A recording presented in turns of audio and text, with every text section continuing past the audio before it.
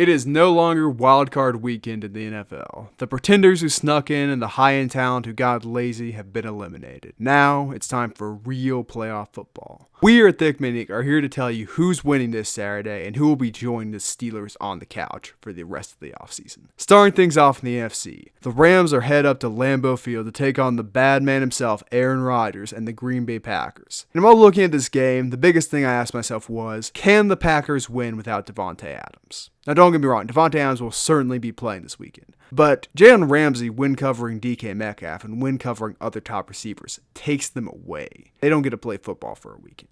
He is the best at man coverage in the NFL. So I asked myself, can this team compete without Davante Adams and win? And the answer was yes. Even if the Packers lose their entire air attack due to the snow and the amazing Rams secondary and pass rush, their running game, in my opinion, is still far better than what they've got going on there in Los Angeles, particularly with the looming threat of Aaron Rodgers. The Rams have one of the best defenses in the NFL. We saw that last week, and Cam Akers can take over a playoff game.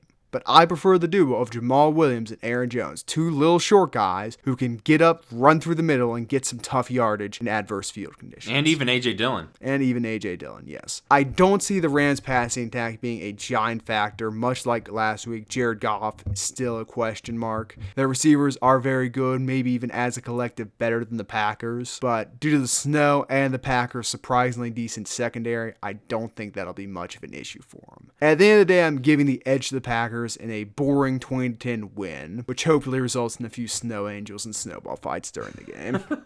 Now, I was horrifically wrong. I have many of the same opinions Isaiah does. I was horrifically wrong about the Rams-Seahawks game. In hindsight, the Seahawks offense had been struggling for a long time, and the Rams defense simply dominated. They had little to no running attack. Unfortunately for them, they now have to play an offense that has been hot all year long, a quarterback who is playing at an MVP level, and a top 10 rushing attack to go along with it. The Rams defense is going to have their hands full in this one, even with the snow. Their offense will be run by someone either recovering from surgery on their throwing hand still, or by someone with a neck injury against a defense that is much better than the Seahawks and is shown to be much more capable throughout the entirety of the season. It is impressive, and I think you have to give the Rams props for making it this far, especially with the injuries they were dealing heading into that wild card game. But the Packers are going to boat race them in this one. This will be the largest margin of victory in any playoff game thus far. I have the final score being 28-14. A 2-touchdown difference. Boat race? But anyway. Boat race. What a phrase. I feel like we both said the same thing last week and the Rams surprised us, so I can't wait to be horribly wrong about that one. But walking on further up north, maybe not, I'm not familiar with how maps work, but after winning a statement game last week against the Tennessee Titans, Lamar Jackson and the Ravens are off to Buffalo, New York, to face off against one of the 4 QBs taken ahead of him. And unlike the other 3, this one doesn't look like a mistake. Josh Allen and Lamar Jackson will be the 2 players who decide this game. Now, under normal circumstances, I would favor Lamar. The Bills have a weak run defense. They've been gouged up the middle many times and are susceptible to getting ran around outside.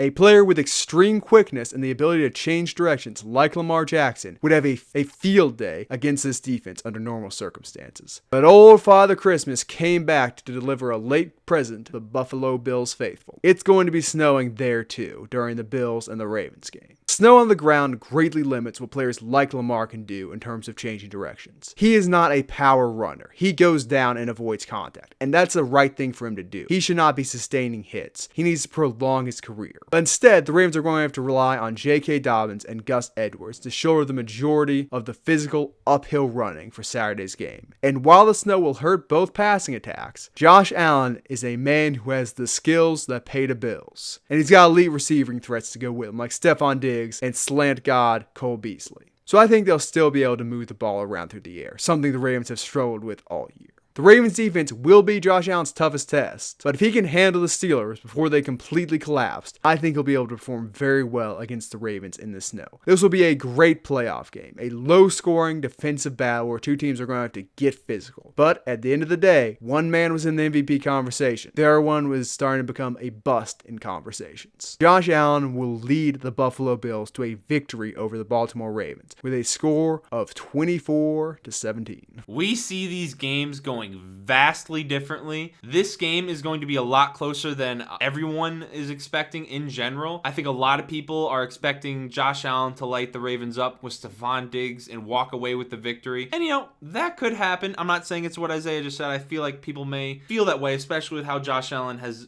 been doing this year. But what I think is going to happen is that Lamar Jackson and the Ravens are going to take control of the game with the run and take advantage of the Bills' front seven. The Colts put up 163 yards on the ground with zero threat of a run from their ancient QB. I foresee it being very difficult to handle Lamar running the ball and J.K. Dobbins playing off of that. J.K. Dobbins has developed into an excellent running back in the NFL. The Ravens also showed they are perfectly capable of playing from behind, and they're not going to give up the minute they get knocked down. This game is going to be a war. Josh Allen showed why he should be an MVP candidate. Lamar will take advantage of the Bills' porous rush defense, and only because I have to make a score prediction in this video, I think the Ravens are going to win by a score of 31-28. I think it's going to be high scoring. I think the Ravens are going to dominate with the run. I think Josh Allen is still going to show up in a big way passing the ball, even if it snows. I'm probably jinxing them, but who knows? To say Lamar will be able to effectively move the ball when he loses some of his ability to change directions, I think it's a little bit misplaced. He's still going to be a threat, don't get me wrong, but he's not going to be the game changer he was against the Tennessee Titans. But that has been our thoughts on the Saturday games of the NFL playoffs. Let us know how woefully mistaken we are down in the comments below. Be sure to like and subscribe. And hey, you can even share this video. We'd appreciate it.